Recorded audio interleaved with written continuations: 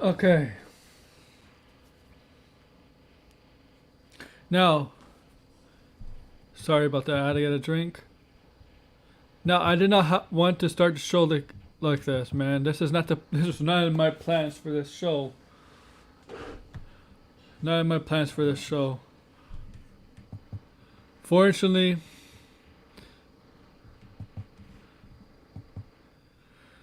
hey Jobber, how are you doing? You know, this was talking about this was not planned. Obviously, this just came out of nowhere. So if you haven't heard, Drew McIntyre has tested positive for COVID-19 and will be going to quarantine. We don't know how long that'll be. It's probably 2 weeks. 2 weeks. So his Royal Rumble match still on schedule. Still on schedule. But you never know. When did this come out? Like about an hour ago? Half an hour to an hour ago? I got from Fightful.com. I got my email from Fightful Select. I checked it out. I'm like, oh wow, this is huge. And there's more stuff to this. I'm not going to say what it is. Subscribe to Fightful Select to find out more. But the main story is Drew McIntyre is going to be in quarantine for 2 weeks because of testing positive for COVID-19. Now, we knew this was going to happen. WWE was having these issues with COVID-19 since the pandemic began. They had like 4 or 5 outbreaks, specifically in NXT.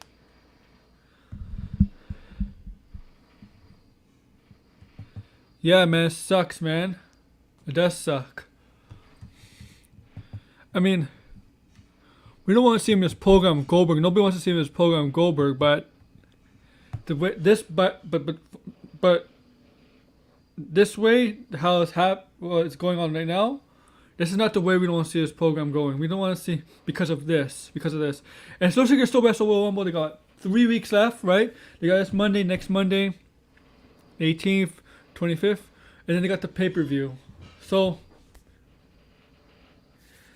he's out for today and next Monday. So there's a chance he could be back on the 25th, which is 2 weeks. And the match is still ongoing on the Royal Rumble. That's 2.5 weeks. 3 weeks, 20 days. So a little bit less than 3 weeks. A match is still possible. And on this show, I wasn't planning to talk about this, but this is very important. Hey Jojo, how are you doing, man? You know, you heard the news, right? This is very important. And apparently there's more stuff. Oh my god, can you imagine that? Like, yeah, he's gonna have to. And from what's happening, Randy Orton was supposed to take on Drew McIntyre. I know people are gonna be like, again? So they're looking for a new main event replacement for Randy Orton. Just have Goldberg in that match or something. I don't know. I don't know who else is out there, but I have something to say. I think I know why this is an issue. I see on Instagram this WWE superstars. They're not taking this seriously as they should. Some are, some aren't. I see them not taking this very seriously. I've seen them on Instagram stories. Yeah, they live in Florida. Guys, that state is a mess. They live in Florida. They work out at a gym. Whatever. They're not taking this fully seriously. The state of Florida especially. And some travel from other cities. But the thing is, it's bad in America right now, right? We're seeing basketball being hit hard. The thing is, actually the cases in America are actually going down. Not a lot, but slowly. They're actually going down. For 5 days. And it's starting, the UK is starting to go down too a little bit. I don't know. I don't know if that's the results of the vaccine or something. Because America is not doing a very good job of vaccinating, but they're picking up. They're picking up. They're having some baseball stadiums, football stadiums open up vaccination sites for people to go get vaccinated. But Still, and we got this variant from the UK, and there's other variants. It supposedly spreads more easily, but it looks like the vaccine will still work on those variants, which is good. But the vaccine takes time, and we know not every wrestler is going to take a vaccine. But in this case, obviously, now we got. See, basketball is being hit very hard, guys.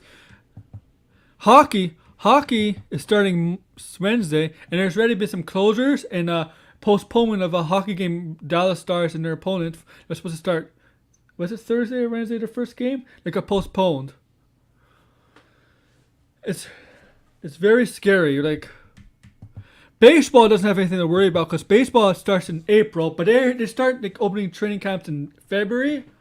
And then their spring training starts late February, March, and we don't know how widely available vaccines are going to be. The goal is in the U.S., I know in the U.S., the goal is to make it widely available for the general public, all general public in the U.S.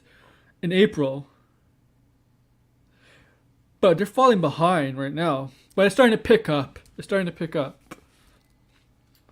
They have to get to 1 million a day. I think the most they ever got to was like 800, 900,000 a day. So. Oh yeah. I know it is. I know London's starting to get a little better. I just know that London's starting to get a little better. But you're getting vaccinated. You're starting to pick up vaccinations in the UK now. Especially with the Oxford vaccine. We don't have that in North America, the Oxford vaccine. So the UK will, like, you're a smaller population, so you might end up doing better. In soccer, yeah. It's bad.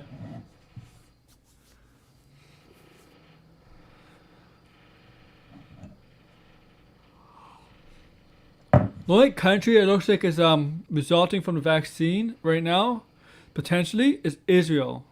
Because they're vaccinating their country like crazy. 20% of their population got vaccinated, and it looks like it's trending in the right direction in that country. In terms of their epidemic in that country. In terms of not much hospitalization, stuff like that. But it's only 20%. And no other country is even half of that right now. But yeah, so in the U.S., general public is supposed to be getting in April. I think if I was countries in Canada, the U.S. or other countries, I'd upscale that general public to for the vaccination to late February, March.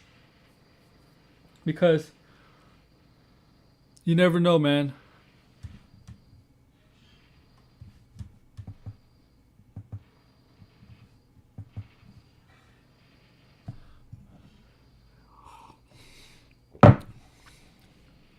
And there is hesitancy, but like, forget those idiots who are against the vaccines. But yeah, that's bad now. Like, that match is not off the table. At Royal Rumble, it could still potentially happen, but it's terrible, man. I was gonna start off talking about Wrestle Kingdom Night 2 and New Year's Dash. That was my my start off topic. And I didn't even really introduce myself yet, so I'm going to go from here to that Wrestling Kingdom Night 2. And first I'm going to introduce myself. As you know, I'm AA Entertainment. Air Entertainment. I'm according to Fightful Select, there might be more. I'm not 100% sure. There might be more. And not just WWE, but AEW and Impact.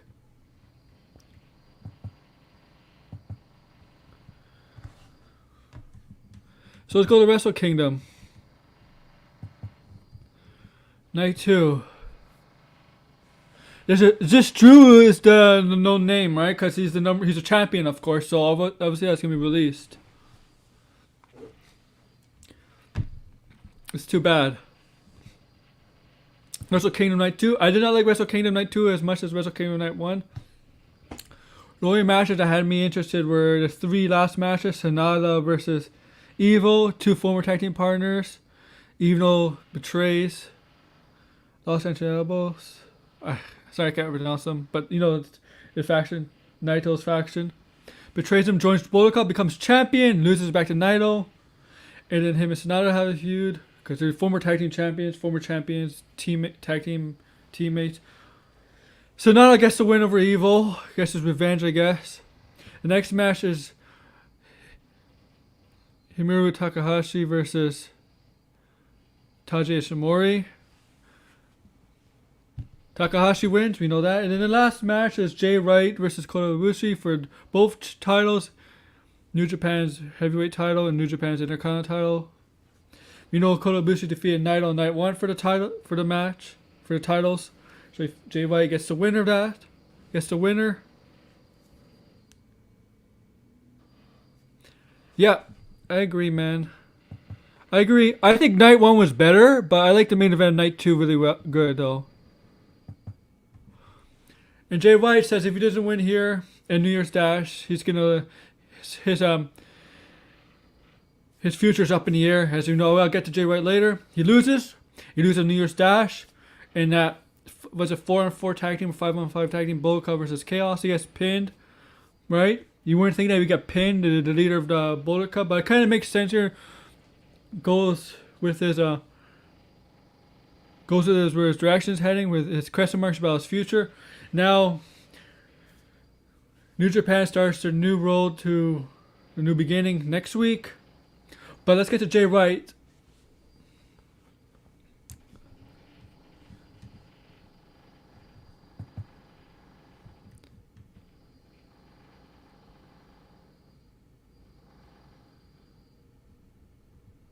So we don't know. Like Jay White says, this might be his last time he's in New Japan.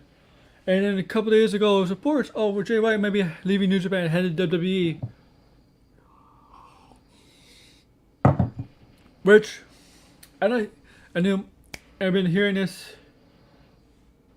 on podcasts, Sean Monter's podcast. I heard from SRS, Sean WhatsApp, about Jay White if he leaves and he goes to WWE, that if he does, he should not be an NXT talent. He should go straight to the main roster, kind of like AJ Styles did back in 2016 when Styles debuted at the Royal Rumble. Remember that? That's what Jay White. That's how they should use Jay White in WWE. Skip NXT. And I kind of agree with him. If he went to NXT, I think if he went to NXT, he'd be the best NXT heel ever. But I do think if he went to WWE, he's a main roster talent right away. But I hear some people, WWE wouldn't know what to do with Jay White because they have to water him down a bit as a character because obviously he can't swear and he can't do some of the stuff. And Gato is a big act of his character, his personality.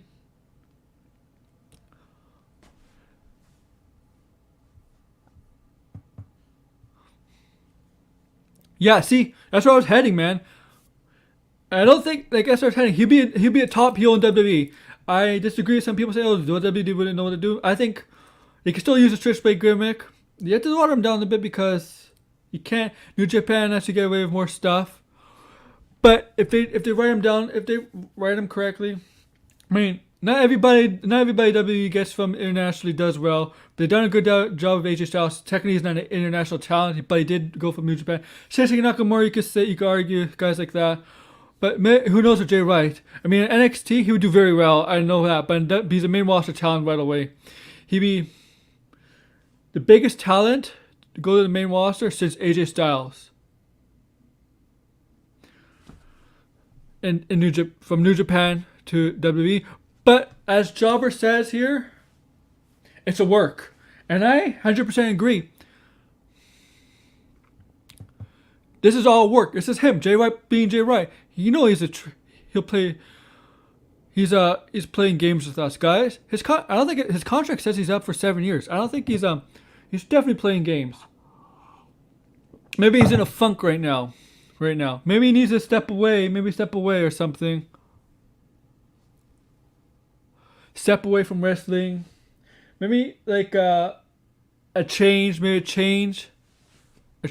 a bit. Go step away from wrestling. See where direction. For a few months, maybe to his when things get better, come back to New Japan. The thing is, if he does that, what happens to Bullet Club? Because he's their leader. Will they accept him back or turn on him? And like I read Dave Meltzer that there's a potential babyface turn for Jay White, and I'm like, no, do not turn Jay White babyface. I know, Evil was a big thing and became champion. That was huge for Bullet Club. Like, as fans, nobody bought that, but for Bullet Club, I don't know why New Japan went in that direction.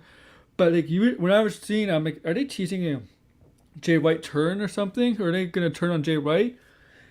And then when I hear about Meltzer about Jay White, I'm like, is it gonna turn him babyface? But I'm like, no, don't turn Jay White babyface. He's the biggest heel in the company. I know, unless they really believe Will Ospreay could be the biggest heel in that company, because Will Ospreay, since he defected Chaos, turned on Okada, started the empire of Jeff Cobb, Great O'Con, and his girlfriend, Bea Priestley.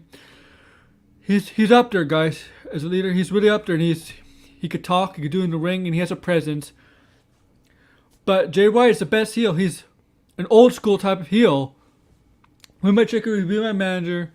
He'll talk trash to you. Now, I heard this a few times. If you want to compare him to a wrestler that he reminds me of, if I want to compare him to a wrestler he reminds me of, it's Triple H. Jay White is cerebral. And what is Triple H's nickname? He's cerebral. The way Jay White and Triple H go about their matches is exactly the same.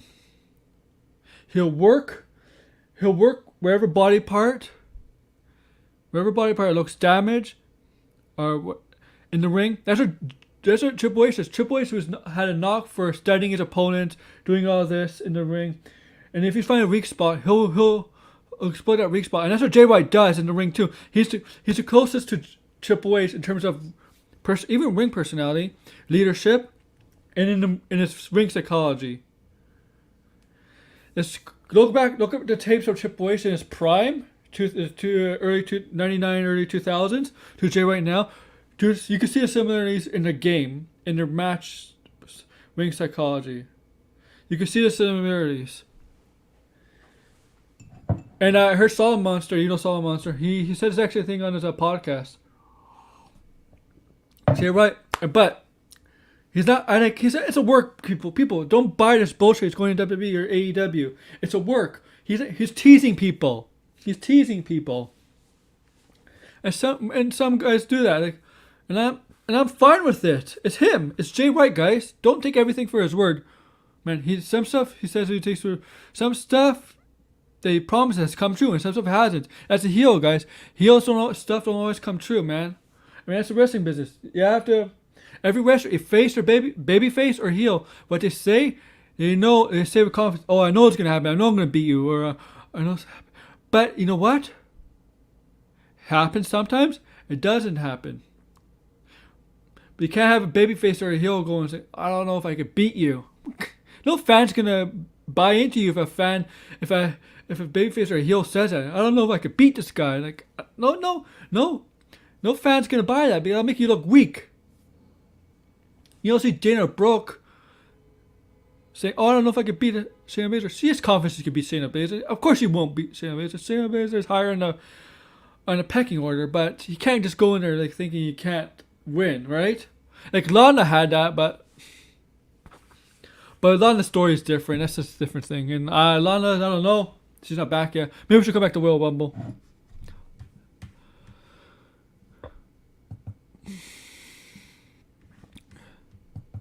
And you know what, Zauber? I think you're right, man.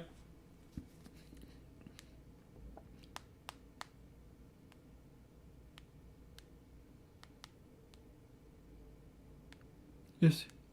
You see some stuff. Maybe there's some new stuff popping up. Because you never know. Because while making this video.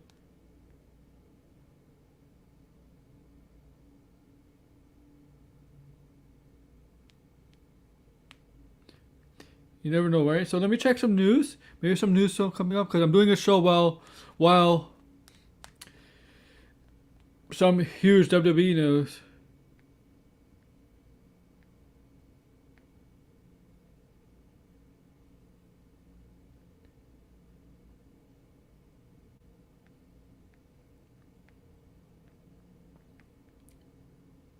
Let's see, guys.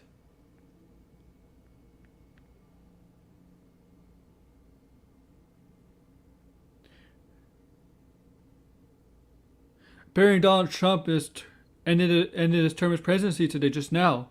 Just found out now. Wow.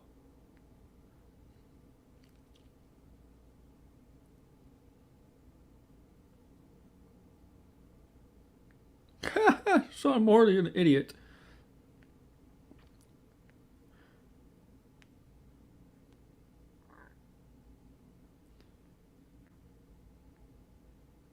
Well, oh, well, what else am I going to talk about?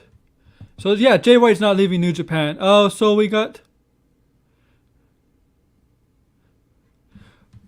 the end of AEW last week with the Elite reuniting with. You saw Omega beat Ray Phoenix, right, for the AEW title. John Moxley comes up behind, hits Omega with a barbed wire, not bat, but wooden thing, whatever. Once it hurt John Callis, more Kenny Omega. All of a sudden, Gallows and Anderson come out of nowhere, attacking Omega. Beat up Omega, all three of them. But then you see Young Bucks come out. They're trying to stop the Gallows and Anderson and Omega from continuing to beat up. Then to end the show, the end of the final picture of the show, you see them do this, like in the NWO, when the NWO did it, the Wolfpack, Omega, Gallows, Anderson started it, and the Young Bucks joined in, and that's the ending picture of the show, or the Wolfpack go like this, ending the show with the Elite, with the Young Bucks, Gallows, Anderson, and Omega. Now, what does this mean? They're going to control Impact in AEW. Bucks back on Impact. Remember, the Young Bucks were on Impact like in 2009, 2010. They did not like it there. But they had great matches with Military Machine Guns. Maybe that'll happen on Impact Television. And it looks like Omega and Moxley are going to continue their feud. Maybe have Moxley's going to rematch for that AEW title at the next pay-per-view at the end of February. I believe it's the end of February. But this is huge, guys. It's like, now people are going to consider this the true Bullet Club, not the one in New Japan. But obviously New Japan has legal rights to the Bullet Club. This is Elite. Hangman Page is not in the Elite anymore. He's been kicked out. Yeah! Dude. Jobber, do you remember that one time they were dancing to Victoria's music or something? Like, Victoria was like in the field with Mickey James and she was singing a song, and like Generation Mean were like a backup dancers and stuff. And they were so good too, man. They were good too. I did not think to become this huge, widely huge in the world from those days. I didn't think that. But they had some great matches though. But they haven't Page not in the Elite anymore, right? Cody Rhodes is kind of, even though he's friends with him, he's kind of distanced himself. He's on his own separate thing. He's doing his own separate thing. So yeah, it looks to Elite. We have a huge faction now. We got a lot of factions in AEW. We got what? Inner Circle, Jericho. Oh, idiot! You know what? Jericho is an idiot. But MJF, the Inner Circle. You got King Sims trio, Pac's trio. The Elite. We got Taz's faction. It's a lot of faction, in the AEW. It's like, it makes it like WWE and WCW a bit here, man. With managers, factions, and shades of gray, because there's a lot of shades of gray in AEW. It's kind of the 90s wrestling, and there's a lot of shades of gray. Even though, remember in WCW, heel WCW wrestlers, when they faced the NWO, were usually the baby faces. Had wrestled as a baby face in the match. So no matter what, WCW, whether you're babyface or heel in WCW, you're always a babyface against an NWO black and white opponent. Yes, that was the era. Yes, that era, the Hogan era. Yes, Hogan Bischoff TNA era. Yes, WCW 2. And you know what? I was hyped for America because I wanted to see all those guys in TNA. I mean, but it was bad. It was bad. I remember they tried to make Ric Flair, AJ Styles, Ric Flair 2.0. Remember that? Oh my god.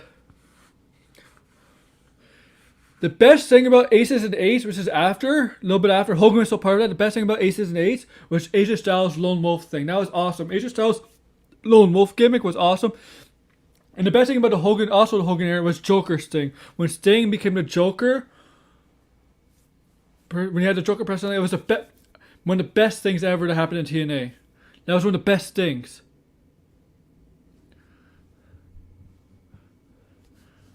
You know what? Jobber, my man. Jobber, man. I'm making you a moderator.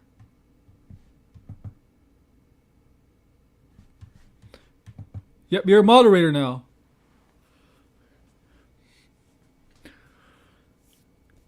But where was I?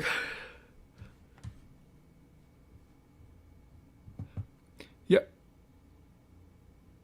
Yeah.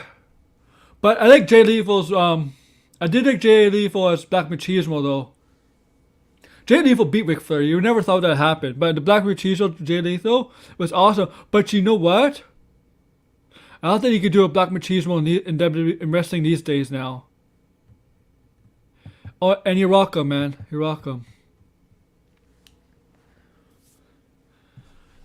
So yeah, there's actually a faction now, Young Elite. Obviously, the true Bullet Club, as people would say. Even though Bullet Club's rights are owned by New Japan. I don't know what's going to do with Hangman Page.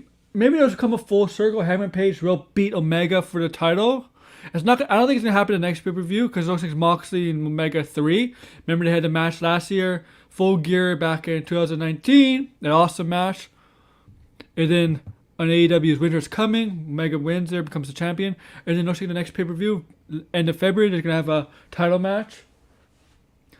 But I think Hangman Page comes full circle with Omega and Page going for the title. And Hangman Page is, I guess he's aligned himself to Dark Order. And now you know Dark Order is a face group. Because that's the right move for them. Dark Order has to be a babyface group. After the passing of Bully Lee, and I hate youth doing this, but after that you have to make them a face group. And I think Dark Order, whether it heels or Bully Lee, they're very likable to the fans now, and right now they're better up as a babyface group. John Silver, Cole Cabana, Anna Jay. Those are the three. Like John Silver and Anna Jay are the two most talked about guys and two talk about members of Dark Order. And most of the factions in the AEW are really heel groups. So you don't really have a face group in AEW, and Dark Order is perfect for that. And they have no leader. They should have no true number one leader. And I think that would have obviously Bully Lee changed that. I think if Bully was healthy, he would have come back. I don't know if they would have turned face, but fortunately his passing changed a lot of things for Dark Order.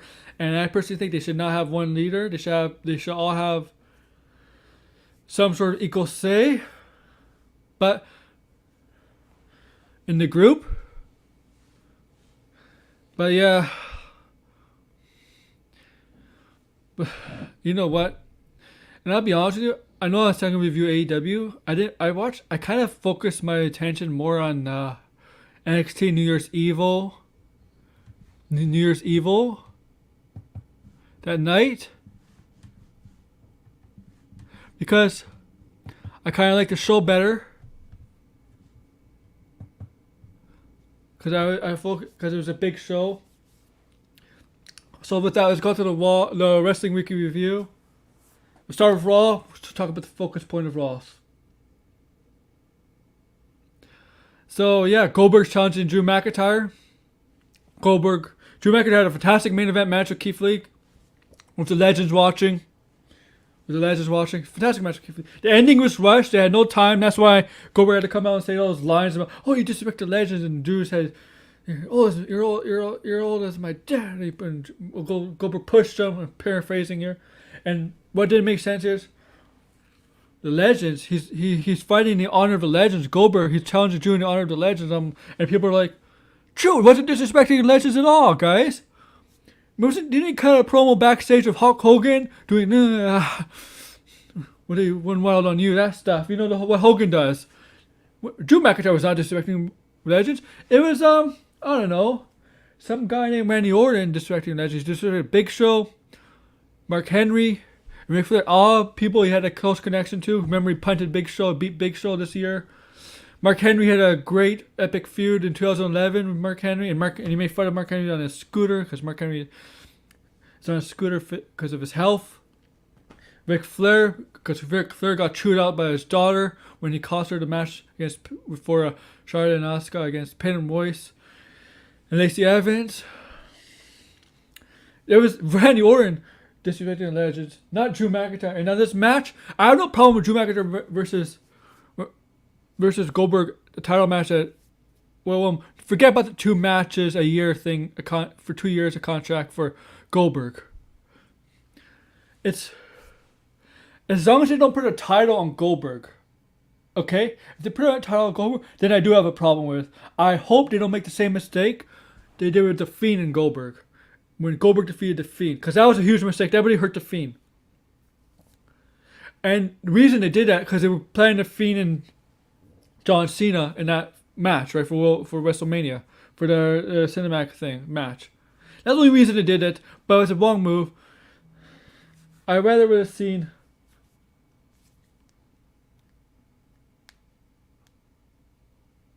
it was a big mistake. I hope they don't repeat that mistake. Drew McIntyre should still be champion. Should be if he could wrestle. Hopefully he can. 2-week quarantine. By that time, he should be able to wrestle. Depending on his symptoms, I hope he's asymptomatic so he can stay for quarantine for 14 days. Get tested. Does have any lingering effects? Hopefully we get that match. I don't know what they do if they have to pivot, if they have to do something. If he can't go, maybe have Randy Orton versus Goldberg. Get rid of the Randy Orton Fiend feud for a while, and maybe have the Randy Orton and the Fiend wrestle at the next pay-per-view, whenever that is. And what else has to know on Raw? The women's thing. Okay, we got Charlotte and Asuka losing to Peyton Royce, Lacey Evans, and with Flair in Charlotte's corner. Okay, it was a solid match. Peyton Royce has defeated Charlotte and Bayley, 2 of the 4 horsewomen in the last 2 months. She should get at least some sort of push for the women's title against Asuka. Maybe if she pin Asuka, maybe that would get her a title shot. Shayna Baszler and Nia Jax both won. They had problems with Dana Brooke and Mandy Rose. Not a big deal. Her business is evolving. It looks like Matt Riddle and Bobby Lashley might have a match. Now that's a funny way how it ended, right? The pin, how Matt Riddle won. Okay. AJ Styles and Elias. It's supposed to have nothing for AJ Styles. It's supposed to have a feud of last. I don't know who the face or the heel is in this feud.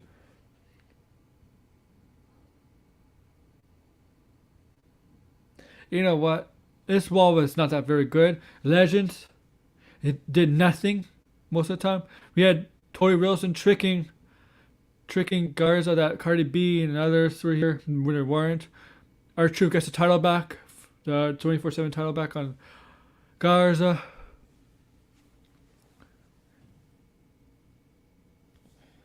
In the Legend spot, we find out Alexa Bliss hasn't been set on fire, and I'm like, this is my problem with the Raw. And I clearly said this on a throwback show Tuesday. We were talking about Raw and how bad it was. And this Raw did not make sense. Why did they not? They started off Raw with Hogan in the H throne, which is stupid. And I know how people like Hogan. I was a fan of Hogan, like as a younger fan of Hogan as a wrestler, and I admit that. I still watch Hogan matches, and I know how people feel as Hogan is not a great wrestler. He's not. He's know what? He knows psychology in the ring. He knows what to do. He's not the greatest, but he knows what to do in the ring. Knows what to get himself over. What he did in the ring, what worked.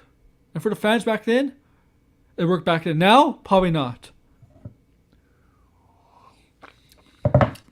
They got the H phone, but the problem here is, 2 weeks ago, the Alexa Bliss gets set on fire. 1 week ago, they open up with this H phone, and then I'm like, they didn't go. They didn't explain. They didn't go explain if Alexa Bliss got set on fire. So like half an hour later, Randy Orton was backstage cutting a promo and saying he didn't set Alexa Bliss on fire. And Alexa Bliss posted an Instagram that she was at that beach or something, getting sunburned. Right? Relating to that, so I'm like, wait, like half an hour to tell us that? That should have been the first thing on Raw. First thing, when you start Raw, the first thing you do is you talk about that. You're not big. Setting up something on fire. You know why? I understand. Roman Reigns and Kevin Owens, I believe, was the best TLC match, but I understand why Randy Orton and The Fiend had to be the main event because of The Fiend being set on fire and by Randy Orton. They want that picture to be a lasting picture of people in people's minds at the end of the show and for the next and for Raw the next day. This is kind of the same like that. It's the same like that. You have to open it up with that. You have to open up with just explain. Randy Orton can still cut the same promo about Alexa Bliss.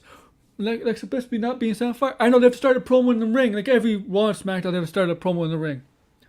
I know they do that, but you could have started off with this. You could have changed it up for a bit due to the story. Just explain why Alexa Bliss was set on fire. That should have been the first thing. All you gotta do, lazy storytelling. Come on. That's all, guys. That's all you gotta do. Tell us why. First thing you open up the show, tell us why she was set on fire. Let's have Randy Orton the same promo. Whatever. It's clearly WWE writing. They're writing, especially on Raw. They don't understand. It seems like on Raw they don't understand perfect segment placement, and match placement. This segment should have been the first thing.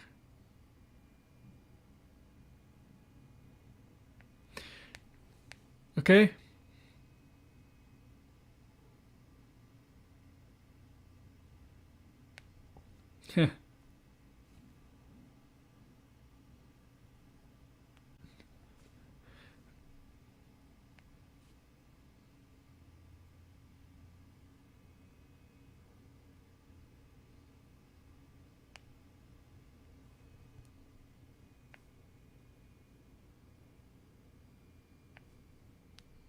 Yeah.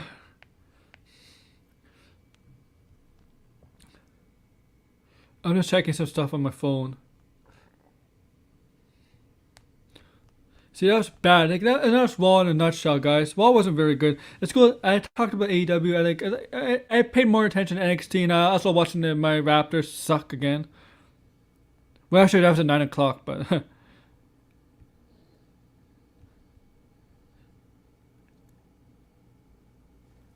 Yeah.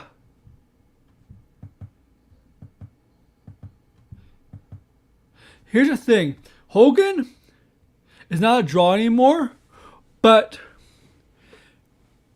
even in the early 2000s, a little bit late in the late 2000s, in the 2010s for a little bit, he was still kind of a draw. Goldberg was only a draw for a little bit. In late 90s and early 2000s. He's never been a draw since. Goldberg's never been a draw since. Hogan was always mostly a draw. Goldberg has never been like a draw like compared to Hogan. Because Goldberg's just a badass guy, tough guy who just sorts of spear and jackhammer. At least Hogan, well, at least with Hogan, he's much more popular. Most popular wrestler of all time. Most people know who Hulk Hogan is than anybody else. Steve Austin, The Rock. Well, maybe The Rock is taking that mantle because he's in Hollywood, but Hogan's up there. At least Hogan has charisma and stuff. Charisma to be out there and stuff, to be still popular in a way. Where Goldberg doesn't have that. Goldberg has to say 2 lines. You're next. Basically, that's it. He doesn't have that. Hogan's always been more popular than Goldberg. Goldberg has never been like popular, but they always go to the well of Goldberg for a big time match. And a title match. They don't need a permanent title match. Remember, when Hogan wrestled Randy Orton, Shawn Michaels, 2004, 2005 back to back, I believe, or 2006, whatever years. I know Shawn Michaels and Randy Orton were either in 2004, 2005, 2006. They weren't for title matches. They were for Shawn Michaels betrayed him and Randy Orton was a legend killer. You don't need to put these guys in title matches. And I think every match Goldberg's been in. No, okay. There's only been 2 matches I could think of. 2 matches. 3 matches I could think of at Goldberg since coming back to WWE in 2016. It has not been title matches. The first one is Brock Lesnar against at Survivor Series in 2016. I was there. I was in Toronto. That was a big moment. That was when Goldberg was actually a little bit popular then. That was a big moment. Goldberg for Brock Lesnar. That was huge because we wanted to see Goldberg and Brock Lesnar do it one more time. Remember that terrible WrestleMania match when both were leaving? They kind of didn't really care, so they weren't motivated to put on a good match. And Austin wasn't happy. He started both of them. So people wanted to see that match again. Goldberg won, of course. The next match was the Royal Rumble, and both got eliminated, but I think he eliminated Brock. So the match was a title match at WrestleMania. That's when Goldberg lost the Universal title. Remember? Defeated Kevin Owens the pay-per-view before and lost it to Brock at the pay-per-view. Goldberg didn't wrestle for like 2 years. He comes back at loses Undertaker. That's another one. Non-title match. Beat Dolph Ziggler at SummerSlam last year, 2019. I was at that one too. And that was okay. Goldberg could do matches like that. And then beats the Fiend for the title. Loses the title to Brock Lesnar. Braun Strowman, not Brock Lesnar. So most of his 85% of his matches have been title matches. You don't need to put legends in title matches anymore. Ric Flair, when Ric Flair came back to WWE, he wasn't champion. He didn't become world champion. He was there to help put over young guys, especially Randy Orton and stuff. He was there to help, and Batista. He was there to put over young guys. That's what Goldberg should be doing. Help putting over young guys. And the Drew McIntyre versus Goldberg match, it's not going to help putting over Drew McIntyre or Goldberg. Neither one, because Goldberg doesn't need to be put over, and especially he doesn't need to be put over. And Drew McIntyre by beating Goldberg doesn't need to be put over. That's not. You need somebody who's on a lower tier than Drew McIntyre to beat Goldberg. And the thing is, Braun Strowman, that should have been a thing. That should have been something big to put over him, over Goldberg. But it's a last replacement for a Roman Reigns, so that really didn't do it. But if you understand what I mean, guy, right? You know what I mean. The legends should be putting over the younger guys. And Goldberg doesn't do that with the title matches. As long as if he's champion and he's facing a younger guy and the younger guy beats him, yeah, he would be doing that way. But him as a challenger, he wouldn't be doing that. He doesn't need me in title matches. You can have matches. If you want to make a special matches with Goldberg two times a year, he doesn't need me in title matches. Have him against Randy Orton. Why not? I know he wants to have him Keith Lee. I know they're going to go back. We know at some point they're going to go back to Goldberg and Roman Reigns. That's going to happen. Goldberg and Roman Reigns. And man, I'm done talking about it. I want to go to NXT. I want to go to NXT. I mean,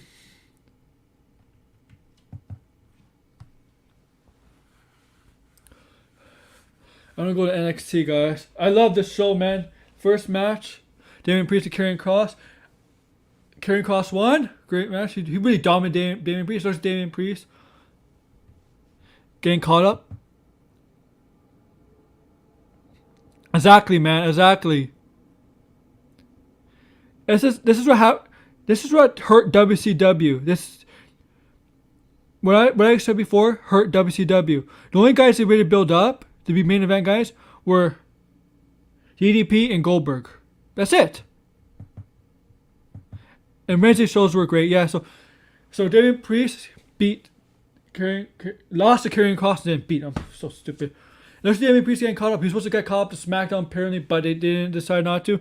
And getting involved in that Kevin Owens, Roman Reigns thing, which is a mistake. I'll explain why in a little bit after my weekly review.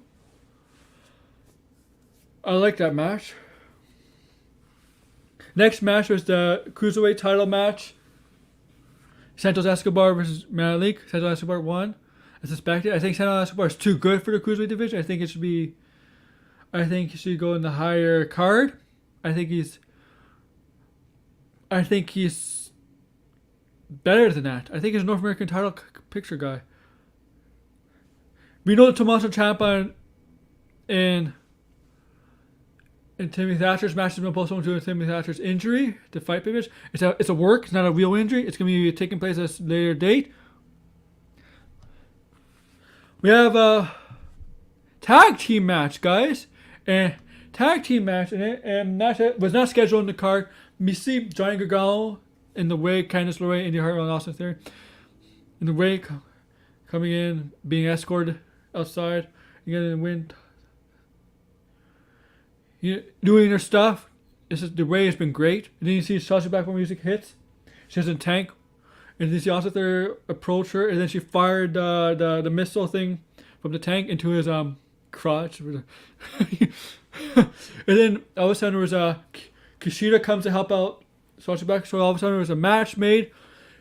Johnny Gargano and Candice LeRae. It was a mixed tag team match. Johnny Gargano and Candice LeRae versus Kushida and Sasha Black. Sasha Blackheart and Kushida won, which is the right move here. Again, Austin Theory gets hit in the balls in the match. Great, that was a great match. We got the last woman standing match.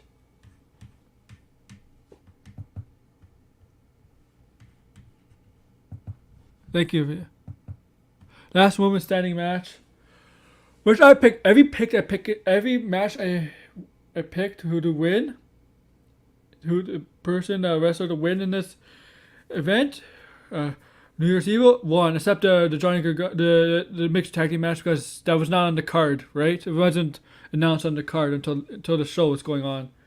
But every pick I made came to fruition. So this match was really, really good. Two behemoth of women, Rhea Ripley and Raquel Gonzalez. And we saw the athleticism of Rhea Ripley with a senton onto Raquel Gonzalez through the table. We saw Dakota Kai get involved.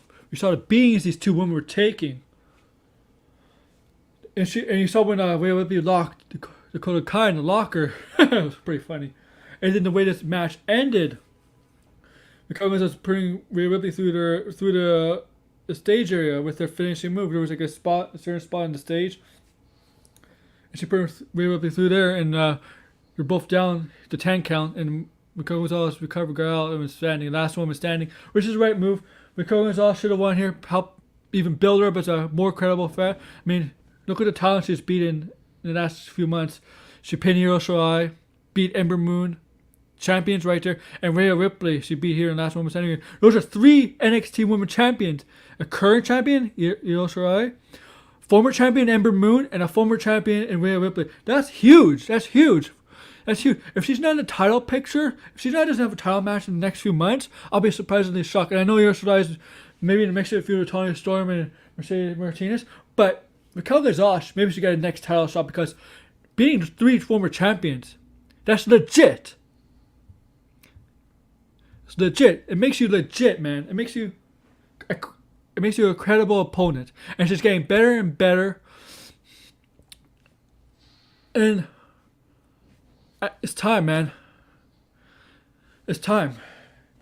I think it's not time to. I don't break away from Dakota Kai. I don't think it's the right time yet. I think it's because I'll explain later. But right now,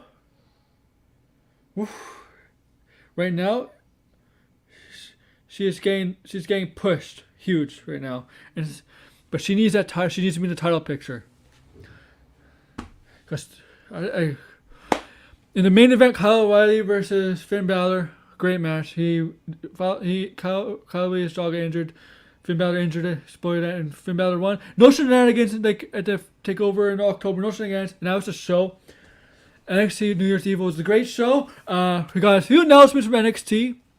First, 2 Dusty Tag Team Classics, males and females. Yes, we're having a female Dusty Classic, and this video might go a little bit longer than an hour. Bear with me, guys. I talk Dusty, so women's and men's Dusty Classic. And then we got NXT. It's going to be taking place, the next NXT pay-per-view, on Valentine's Day, February 14th in February, guys. February 14th, Valentine's Day. It's called NXT Valentine's Day or something. It should be called St. Valentine's Day Massacre. back when it was called that in house. It's in your house. The last in your house ever. In '99 was St. Valentine's Massacre. That's what should be called for NXT. Bring it back.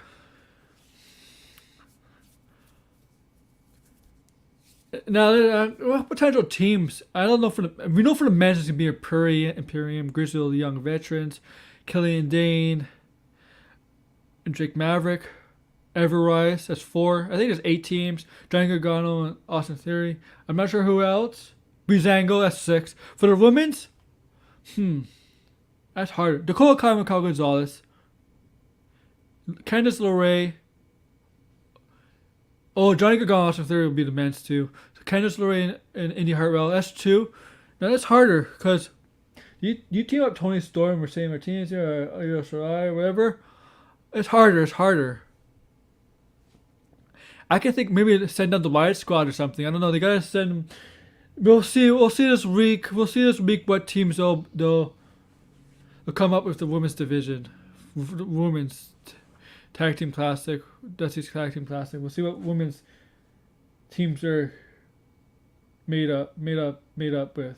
I only can think of 2 with Indy Hartwell and Candice LeRae from the way, and Dakota Kai and Raquel Gonzalez, which I think is okay, but I think Raquel Gonzalez kind of deserves more based on what she's been doing the last 2 months.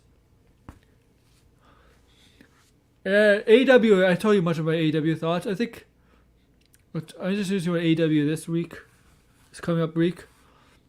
It's going to do well because NXT is a regular show. So see, that's what I'm wondering. Will they use Raw and SmackDown tag teams? Like, they should use them. And whoever wins is classic.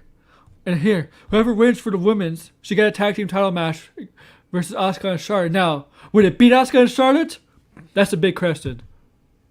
But they should, right? They should. Maybe at the next pay-per-view after Royal Rumble. Why not? Have an NXT team represent at a pay-per-view. It's not a bad idea. And Smackdown. Now, Smackdown was a different show. There was no women matches, but there was women interviews and promo. We saw Roman Reigns. Now, Roman Reigns come out with Jey Uso and Paul Heyman. He wasn't happy with the match with Kevin Owens, and he blames a certain guy, Adam Pearce. Adam Pearce comes out. They show in the Jumbotron how Kevin Owens forced Adam Pearce to make that match, and Roman Reigns berating Adam Pearce. Adam Pearce says he thinks he's calling him Adam Pearce. He thinks Adam Pearce is calling him stupid. Something. You see Roman Reigns put his hands on him, and Paul Heyman's like calms him down. Okay. Roman Reigns blames Adam Pearce for that. What happened to Kevin Owens? You see Roman Reigns like, oh, I'm a nice guy. I don't want to hurt anybody. It's bullshit. So we see a interview, Bianca Belair being interviewed. We know she's in Royal Rumble, and see Bayley come up behind her and he's trash talk. He's like, you're not champion now. And then we see Carmella with Regino, with the wrestler name Regino, I forget his name. Regino's a spice, but talking about Sasha Banks. I wonder if they're gonna have another match at Royal Rumble. I would not like to see that. Then we get a tag team title match. I didn't expect this. I know some people expected it. I know my boy Jeremy Lambert expected this, and he was right. Street Profits and fucking Bobby Roode, Dolph Ziggler in the SmackDown tag team titles match. Titles changed here when they double team finisher, like a German zigzag or something like that to finish off Daniel Bryan. He gets the win here. Not Daniel Bryan, Montez Ford. They get the win. New tag team champions. Oh, and before that we got Apollo Crews and Big E. Now this is a wonky story here. It seems like Apollo Crews and Big E got the win. Questionable wins. One of them pinned each other. And Apollo Crews thinks he's win. Big E thinks he'd win. But they decided to have another match, and Big E wins here. And these matches are they're kind of short though. I expected them to be longer matches. But then, we got the gauntlet match. Rey Mysterio so Paul Heyman. Adam Pearce is being interviewed backstage. Paul Heyman comes up to him, reminds of Adam Pearce who he was. You're a producer now, but you know you want that shot. You want a WWE title shot. You want that shot. Every boy's dream. So Paul Heyman pulls some strings. Now Adam Pearce got involved in that gauntlet match. But Rey Mysterio starts off the match. Here comes Sami Zayn starts talking. He says all conspiracy against him. Quickly gets eliminated by Rey Mysterio. And then here comes Shinsuke Nakamura. Rey Mysterio and armbar eliminates Rey Mysterio. Comes King Corbin. King Corbin attacks Shinsuke. Attacks Rey Mysterio. Gets him out of there. Shinsuke eliminates King Corbin. And Daniel Bryan, who we all thought like Bobby's in this match to be some Royal Rumble. We know why now. Daniel Bryan comes out. Face Shinsuke Nakamura. Great match between the great sequences between these two. We want to see this. Shinsuke Nakamura eliminates Daniel Bryan. The handshake. So look, Shinsuke is turning face. It looks like, right? And the moment when music hits, comes Adam Pearce. They go into the ring. Jey Uso attacks Shinsuke. Roman Reigns attacks Shinsuke Nakamura. They beat up Shinsuke Nakamura. And they force Adam Pearce into the ring. Jey Uso super kicks Adam Pearce. Great sell by Adam Pearce. And then they put him on Shinsuke Nakamura. 1, 2, 3. Adam Pearce is facing Roman Reigns at the Royal Rumble. And I know your thing is Adam Pearce and the Goldberg thing is different. It might be Adam Pearce is probably a better wrestler, but he hasn't wrestled in 6 years. And I'll be honest, these two title matches don't look appealing at all. He's getting a title. He's not getting. He's getting a. He's a baby face right now because he's getting a match against Jey Uso this Friday. So this Smackdown, guys, Jey Uso is facing Shinsuke Nakamura, and there might be Cesaro turning face too, based on his tweets. So yeah, these matches don't look appealing, right? These title matches, the Royal Rumble, at all because Goldberg and Drew. Adam Pearce, he's an NWA champion, but this is WWE and he hasn't wrestled in 6 years. We'll see what it is. We'll see what it is, but it doesn't look appealing to me. I guess I can look forward to the Royal Rumble matches. But you know how I like Shinsuke Nakamura, like he did well, like, but I would change this up. I would have Daniel Bryan eliminate Shinsuke Nakamura, and Nakamura would still be great to do. They could still do the handshake, but have Roman Reigns and Jey Uso beat up Daniel Bryan and have Adam Pearce pin Daniel Bryan. Because if they go what I want them to go, I want Daniel Bryan versus Roman Reigns at WrestleMania. So they beat up Daniel Bryan, Adam Pearce pins him. Daniel Bryan wins Royal Rumble, and Daniel Bryan doesn't forget what they did to Adam Pearce and what they did to him. And that's where you start building off the feud between Daniel Bryan and Roman Reigns for WrestleMania. You understand what I'm saying, guys? And I know, like it's Shinsuke Nakamura. He looked. I'm just saying for if we were going to Daniel Bryan versus Roman Reigns for WrestleMania, that's what I would have done. Have Daniel Bryan eliminate Shinsuke Nakamura, then they beat up Daniel Bryan. Have Adam Pearce pin Daniel Bryan for the title match. Roman Reigns Royal Rumble. Have Daniel Bryan win the Royal Rumble, and Daniel Bryan doesn't forget what Jey Uso and what Roman Reigns did. And then what they did to Adam Pearce and what they did to him, and that's when you can start off the program between the two for the title match at WrestleMania. And maybe I'm a little bit too much. Maybe I think too much about this stuff. I kind of do tend to think too much, but it's WWE. I think the fans write better stuff than WWE does, right? So basically, that's SmackDown. As I said. Yeah, I think they're going to turn Cesaro face too. I think that's the plan based on his tweets. So they're going so next week Shinsuke Nakamura versus Jey Uso and SmackDown.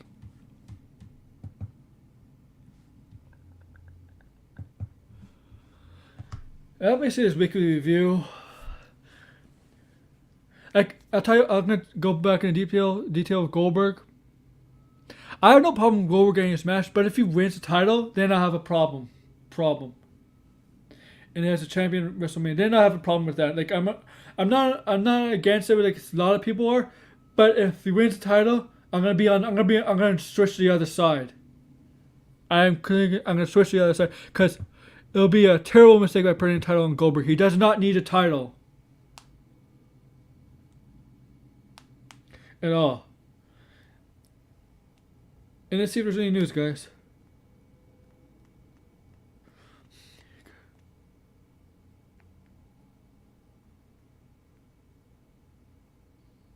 Yeah. So I wonder, did they announce a replacement yet? Let's check. I'll check very quick.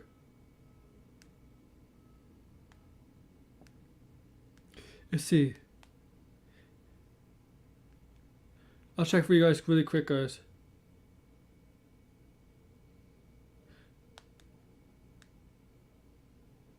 So yeah, see, so the outbreak apparently hits AEW, NXT, and WWE, so there might be more. This is coming out of the holiday season, guys. So WWE kind of expected it. WWE says they expected it. Because I've seen some people travel for the Christmas holidays from the WWE roster and the other rosters, and they expect a positive test. I understand people want to see family, but WWE needs Christian companies to tell them, stay home, don't do this.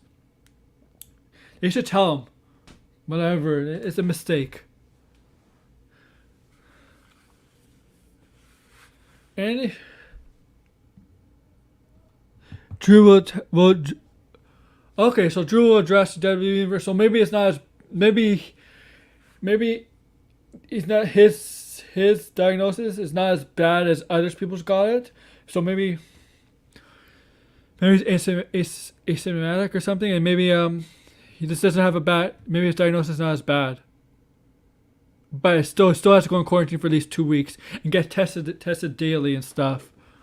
But maybe he's okay, and we'll see whoever's on Raw tonight, and whoever's not on Raw tonight gives you a good idea who possibly got the virus. And guys, we gotta get this vaccine out faster in this world, man.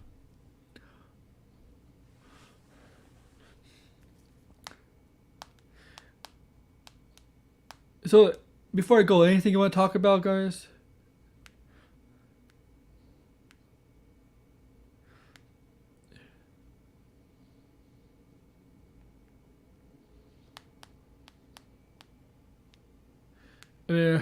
Stupid. They should, if they're going. I don't know. I know people want to see their loved ones during the holidays, but this year, come on, guys. Okay. And I went a little overboard here. So yeah, I hope Raw. So I hope I don't know what Raw's gonna be like. It's gonna be different. And you get people complaining about Raw, but I might give Raw a little bit of a pass this week because of this.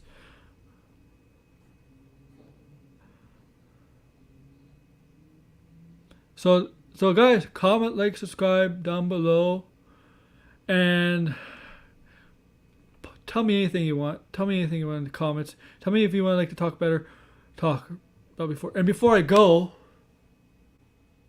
I'm getting 2 hobby boxes of wrestling cards, an NXT and in the main roster, and that's gonna be coming out tomorrow. Coming in the mail tomorrow. If it came today, I would open it on here, but it's coming tomorrow. But I'm doing another live stream, NHL season 2020-2021 NHL live season preview live stream tomorrow. And on Thursday is all about the pop. Tomorrow shows at 2 p.m. and the unboxing will be just a video, not a stream. NHL preview at 2 p.m. Thursday it's all about the pop. Maybe 2 or 3, most likely 2. Saturday, Why We Love Sports at 3 p.m. Eastern. For my English fans, it'll be 8 p.m. I guess. It's 5 hours. It'll be episode 12, by the way. So yeah, it'll be my 12th episode. So thanks, and once again, like, comment, subscribe down below, and have a good day.